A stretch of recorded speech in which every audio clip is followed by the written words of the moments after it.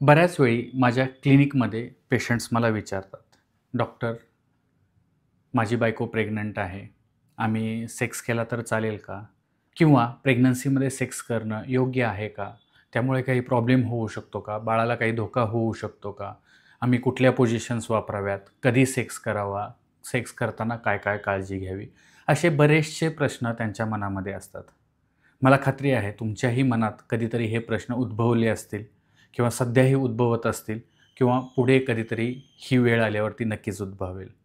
तर पाहूयात अशा सर्व प्रश्नांची उत्तरे आज या व्हिडिओमध्ये. नमस्कार, मी डॉक्टर अतुल ढगे. मी सायकायट्रिस्ट आणि सेक्सॉलॉजिस्ट आहे आणि आपण आज पाहणार आहोत या व्हिडिओमध्ये प्रेग्नन्सीमध्ये सेक्स करणं योग्य की अयोग्य? खरं म्हणजे प्रेग्नन्सीमध्ये सेक्स करणं हे नॉर्मल आहे. त्याच्यामुळे शक्यतो काही प्रॉब्लेम्स होत नाहीत. हे युजुअली सेफ असतं. जोपर्यंत तुमचे डॉक्टर तुम्हाला सांगत नाहीत, की ही हाय रिस्क प्रेग्नन्सी आहे, तोपर्यंत सेक्स करणं ही नॉर्मल गोष्ट असू शकते किंवा योग्य गोष्ट असू शकते किंवा सेफ असू शकतं. कारण हे जे बाळ आहे ते युटेरसच्या वॉलमध्ये चांगल्या प्रकारे प्रोटेक्टेड असतं. त्याच्याभोवती फ्लुइड असतं ज्याच्यामुळे बाळ सेफ असतं आणि सर्व्हायकल जे काही तोंड असतं, सर्व्हिक्सचं जे तोंड असतं, त्याच्यामध्ये एक म्युकस प्लग असतो ज्याच्यामुळे बाळ एक्सपेल होणार नाही किंवा त्याला काही इजा होणार नाही. अशा प्रकारची ही सर्व सिस्टम असते. त्याच्यामुळे प्रेग्नन्सीमध्ये सेक्स करणं ही नॉर्मल गोष्ट असू शकते किंवा त्याच्यामुळे काहीही कुठल्याही प्रकारचा धोका बाळाला किंवा आईला उद्भवणार नाही याची खात्री जवळपास 75% केसेसमध्ये असते. फक्त बऱ्याच वेळी ही जी भीती असते किंवा काळजी असते त्यामुळे बरेच जण हे सेक्स करणं टाळतात किंवा सेक्स करायला घाबरतात. आपण पाहूयात कुठल्या वेळेमध्ये किंवा कुठल्या ट्रायमेस्टरमध्ये सेक्स करणं हे योग्य असू शकतं. आपण पहिल्या ट्रायमेस्टरकडे वळूयात म्हणजे पहिले 3 महिने. या 3 महिन्यात युजुअली बरेचसे बदल आईमध्ये किंवा होणाऱ्या आईमध्ये ते होत असतात किंवा प्रेग्नंट जी लेडी असते त्याच्यामध्ये होत असतात. त्याच्यामध्ये मॉर्निंग सिकनेस म्हणजे सारखं-सारखं उलट्या होणं, ही एक गोष्ट असते. दुसरं हार्मोनल चेंजेस होत असतात. त्याच्यामुळे काय होतं, की आईचा किंवा त्या व्यक्तीचा, त्या स्त्रीचा मूड शक्यतो किंवा डिझायर नसते, ज्याच्यामुळे त्यांना असं वाटेल की सेक्स करावं. त्याच्यामुळे अशा कंडिशनमध्ये सेक्स करणं त्यांना थोडंसं त्रासदायक वाटू शकतं किंवा डिस्कम्फर्टेबल वाटू शकतं. दुसरी जी गोष्ट असते ती म्हणजे रिस्क ऑफ मिसकॅरेजेस. या पहिल्या 3 महिन्यामध्ये मिसकॅरेजेस व्हायचे चान्सेस नॅचरली जास्त असतात. सेक्स केल्यामुळे ते होतं असं नाही, परंतु नॅचरलीच या 3 महिन्यामध्ये मिसकॅरेज होण्याचे चान्सेस खूप जास्त असतात. आणि या दोन्ही गोष्टीमुळे म्हणजे मिसकॅरेज होण्याचा चान्स आणि अ, जो त्या स्त्रीला होणारा जो त्रास किंवा डिस्कम्फर्ट आहे, त्याच्यामुळे शक्यतो या भीतीमुळे आणि या त्रासामुळे बरेचसे कपल या पहिल्या 3 महिन्यात सेक्स करणं अव्हॉइड करतात. ॲक्चुअली यामध्येही तुम्ही सेक्स करू शकता, परंतु तो जेंटली असावा आणि टाळता येत असेल तर काही हरकत नाही. तुम्ही या 3 महिन्यामध्ये सेक्स टाळू शकता.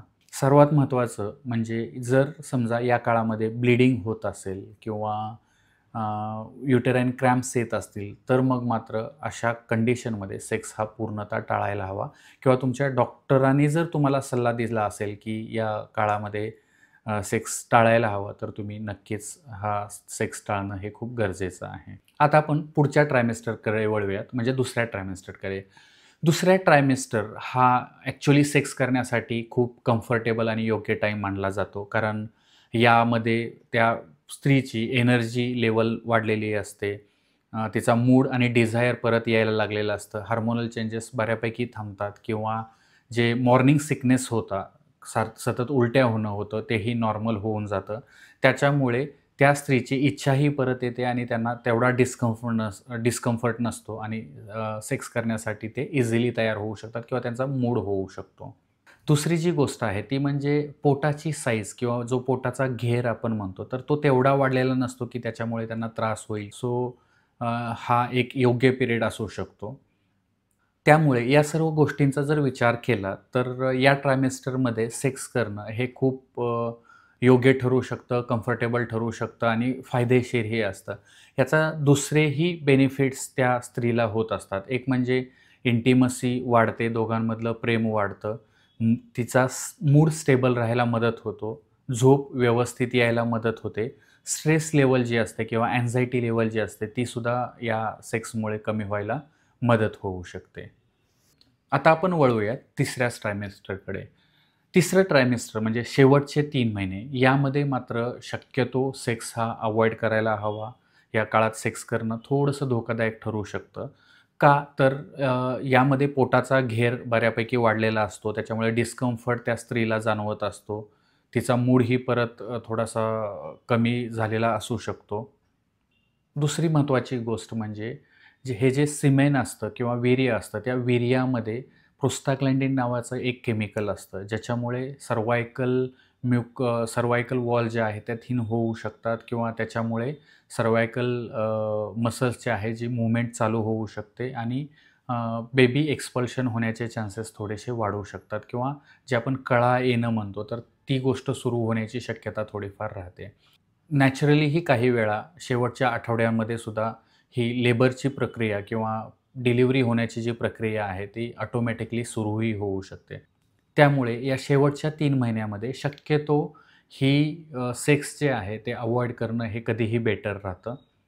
दुसरी गोष्ट म्हणजे काय, तर डीप पेनिट्रेशन करणं हे थोडंसं अवघड होऊ शकतं. रफ सेक्स झाला तर त्याच्यामुळे हे प्रॉब्लेम्स होऊ शकतात. बेबीवरती प्रेशर पडलं तर त्याच्यामुळे हे प्रॉब्लेम होऊ शकतात. अ, जर तुम्हाला सेक्स करायचाच असेल, तर थोडंसं ते लाईट असावं, केअरफुली असावं, त्याच्यामध्ये डीप पेनिट्रेशन केलं जाऊ नये. जर समजा पार्टनरला त्रास होत असेल, डिस्कम्फर्ट होत असेल, पेन होत असेल, जर व्हाजायनल ब्लीडिंग होत असेल किंवा लीकेज होत असेल, तर मग मात्र तुम्ही तिथेच थांबणं गरजेचं आहे आणि तुमच्या डॉक्टरांना भेटणं किंवा त्यांचा सल्ला घेणं हे खूप गरजेचं असतं किंवा महत्त्वाचं असतं. या प्रेग्नन्सीच्या काळामध्ये कुणी सेक्स अव्हॉइड करावा हे खूप महत्त्वाचं आहे. हे समजून घेणं खूप गरजेचं आहे. सगळ्यात महत्त्वाचं म्हणजे हाय रिस्क प्रेग्नन्सी. जर आपल्याला आपले डॉक्टर सांगत असतील, की तुमची प्रेग्नन्सी ही हाय रिस्क प्रेग्नन्सी आहे, प्रेग्नन्सीमध्ये धोके खूप आहेत, तर अशा वेळी त्या कपल्सने सेक्स अव्हॉइड करणं हे खूप गरजेचं आहे. दुसरं म्हणजे प्लॅसेंटा प्रिव्हिया. प्लॅसेंटा प्रिव्हिया म्हणजे जे प्लॅसेंटा असतो किंवा त्या गर्भाचं जी नाळ ज्याला आपण जोडलेली असते किंवा प्लॅसेंटा ज्याला म्हणतात, तर ती जर सर्व्हायकल माउथ किंवा सर्व्हिक्सच्या तोंडावरती जर असेल किंवा जो सर्व्हिक्सचा एंड युटेरसचा एंड असतो सर्व्हिक्स, तिथे जर ते असेल प्लॅसेंटा, तर अशा वेळी त्याला इजा पोहोचण्याची किंवा मिसकॅरेज होण्याची शक्यता जास्त असते. त्याच्यामुळे जर प्लेसेंटा प्रिव्हिया असेल, तर डेफिनेटली त्या कपल्सने सेक्स करणं हे प्रेग्नन्सीमध्ये टाळायला हवं. तिसरी गोष्ट जी आहे, जर हिस्ट्री असेल, मिसकॅरेजची हिस्ट्री असेल, अर्ली लेबरची हिस्ट्री असेल किंवा व्हाजायनल क्रॅम्प्सची हिस्ट्री असेल किंवा याच्यापूर्वी जर कधी काही प्रॉब्लेम प्रेग्नन्सीमध्ये झाला असेल, तर शक्यतो या काळामध्ये कपल्सने प्रेग्नन्सी टाळायला हवी.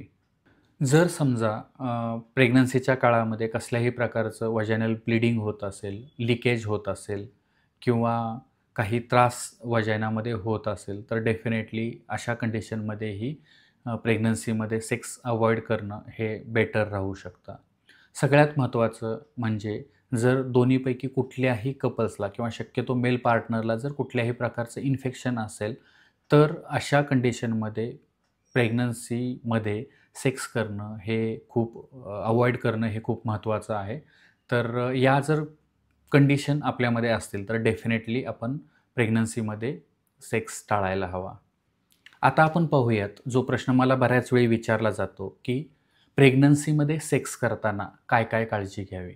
So number 1, go slow and B gentle. म्हणजे हळू सुरुवात करा, फोर प्लेवरती जास्त फोकस करा आणि सेक्स करताना थोडंसं जेंटल असणं हे खूप गरजेचं आहे. दुसरी महत्त्वाची गोष्ट म्हणजे कम्युनिकेट ओपनली. म्हणजे तुमच्यामध्ये त्या 2 कपल्समध्ये संवाद असणं खूप गरजेचं आहे. तुम्हाला काय आवडतं, काय आवडत नाही, कशाने त्रास होतो, काय केल्याने काही त्रास होत नाही. तर अशा गोष्टी दोघांमध्ये कम्युनिकेट होणं हे खूप गरजेचं असतं. तिसरी गोष्ट म्हणजे पोटावरती प्रेशर येणं टाळायला हवं. तुम्ही संबंध करताना अशा पोझिशन्सचा वापर करायला हवा, ज्याच्यामुळे पोटावरती प्रेशर होणार नाही. ह्याच्यामध्ये वुमन ऑन द टॉप म्हणजे स्त्रीने वर थांबून संबंध करणं किंवा स्पूनिंग ज्याला म्हणतात, म्हणजे साईडला एकमेकांच्या साईडला झोपून संबंध करणं किंवा स्त्री बेडवरती आणि पुरुष उभा राहून म्हणजे टी पोझिशन याला असं म्हणतात. तर अशा पोझिशन्समध्ये सेक्स करणं हे कम्फर्टेबल असू शकतं आणि पोटावरती प्रेशर अशामुळे येणार नाही. चौथी महत्त्वाची गोष्ट म्हणजे डीप पेनिट्रेशन किंवा रफ सेक्स टाळायला हवं. या कंडिशनमध्ये थोडासा सेक्स हा जेंटली असणं किंवा स्मूथली होणं हे खूप गरजेचं असतं. ज्याच्यामुळे सर्व्हिक्सवरती किंवा वजायनावरती किंवा पोटावरती प्रेशर येणार नाही आणि त्या स्त्रीला अनकम्फर्टेबल होणार नाही किंवा अर्ली लेबर किंवा मिसकॅरेज होणार नाही. याच्यासाठी हे खूप महत्त्वाचं असतं. पाचवी गोष्ट म्हणजे इन्फेक्शन असेल तर शक्यतो सेक्स टाळायला हवा. पण जर सेक्स करायचाच असेल तर मग मात्र कॉन्डोमचा वापर होणं हे खूप गरजेचं असतं. 6वी आणि सगळ्यात महत्त्वाची गोष्ट म्हणजे जर अशा कंडिशनमध्ये हा सेक्स होत असेल, प्रेग्नन्सीमध्ये जर सेक्स होत असेल, तर जर त्या स्त्रीला त्रास होत असेल, अनकम्फर्टेबल होत असेल, कुठल्याही प्रकारचं व्हाजायनल ब्लीडिंग होत असेल, लीकेज होत असेल किंवा त्रास होत असेल, तर मग मात्र हा सेक्स तिथेच थांबवायला हवा आणि लगेचच आपण तुमच्या डॉक्टरांना जाऊन भेटायला हवं.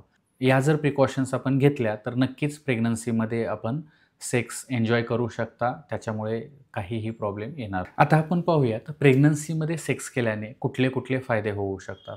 सर्वात महत्त्वाचा फायदा म्हणजे या प्रेग्नन्सीच्या स्टेजमध्ये 2 कपलमध्ये किंवा त्या कपल्समध्ये दुरावा निर्माण होत नाही. त्यांच्यामध्ये इंटिमसी डेव्हलप व्हायला आणि ती इंटिमसी मेंटेन राहायला खूप मदत होते. दुसरी महत्त्वाची गोष्ट म्हणजे ती जी स्त्री असते तिचा स्ट्रेस रिलीव्ह व्हायला किंवा जे चांगले हार्मोन्स ब्रेनमध्ये यावेळी तयार होतात एंडॉर्फिन्स वगैरे त्याच्यामुळे तो जो स्ट्रेस आहे तो कमी व्हायला मदत होते. जे स्टिरॉइड्स असतात किंवा जे इतर हार्मोन्स असतात त्याचा इफेक्ट कमी होण्यासाठी हे मदत करतात.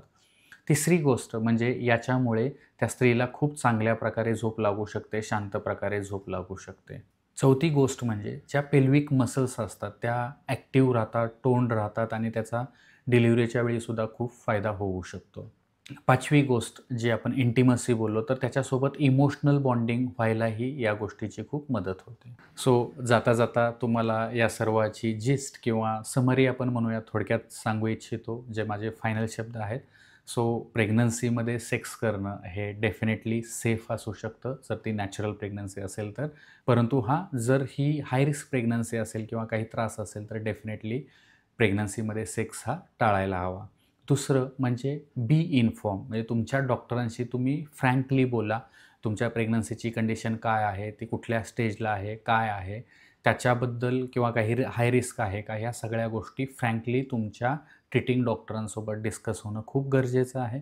तिसरी गोष्ट म्हणजे तुमच्या पार्टनरशी कम्युनिकेशन खूप चांगलं असणं गरजेचं आहे. जर ती स्त्री जर म्हणत असेल, की त्याला त्रास होतोय किंवा काही प्रकारचं डिस्कम्फर्ट होतोय, तर तिथेच तुम्ही थांबायला हवं. जर तुम्हाला काही त्रास वाटत असेल, तर डेफिनेटली तुम्ही तुमच्या डॉक्टरांशी बोलायला हवं. काही त्रास होत असेल, ब्लीडिंग होत असेल किंवा लिकेज होत असेल, तर इन्स्टंटली तुमच्या डॉक्टरांशी भेटणं आणि त्यांच्याशी बोलणं हे खूप महत्त्वाचं असू शकतं. गरजेप्रमाणे पुढील काही गोष्टी जर आवश्यक असतील, तर त्या करणं खूप गरजेचं असतं. सगळ्यात महत्त्वाचं म्हणजे प्रेग्नन्सी ही एक खूप छान जर्नी आहे आणि अशामध्ये तुमचा मूड छान राहणं हे खूप गरजेचं आहे. सो तुमच्या मूडला जे काही छान वाटेल किंवा छान मूड तुमचा होईल अशा प्रकारची वर्तणूक तुमच्या पार्टनरची आणि तुमची स्वतःचीही असणं गरजेचं असतं. जर तुम्हाला सेक्स हा आनंद देत असेल, तर डेफिनेटली सेक्स टाळू नका. सेक्स प्रेग्नन्सीमध्ये एन्जॉय तुम्ही करू शकता. धन्यवाद. पुढे भेटूयात अशाच अनेक व्हिडिओसह. जर तुम्हाला हा व्हिडिओ हेल्पफुल झाला असेल, तर लाईक करा, कॉमेंट करा आणि सबस्क्राईब करा. सगळ्यात महत्त्वाचं जर तुम्हाला असं वाटत असेल, की हा व्हिडिओ दुसऱ्यांनाही हेल्पफुल होऊ शकतो, तुमच्या ओळखीचं कोणी प्रेग्नंट आहे किंवा त्यांच्या मनात हे असे काही डाऊट्स असतील, तर डेफिनेटली हे तुम्ही शेअर करू शकता. तुमच्या मनात आणखी काही प्रश्न असतील, तर डेफिनेटली तुम्ही कॉमेंटमध्ये लिहू शकता. जर तुम्हाला इतर विषयाविषयी किंवा इतर विषयावर जर व्हिडिओ बनवावे असे वाटत असेल किंवा तुमच्या मनात काही इतर डाऊट्स असतील, तर डेफिनेटली तुम्ही कॉमेंट बॉक्समध्ये लिहू शकता. आम्ही त्याच्यावरती व्हिडिओ नक्कीच बनवू. So till then take care. Bye bye.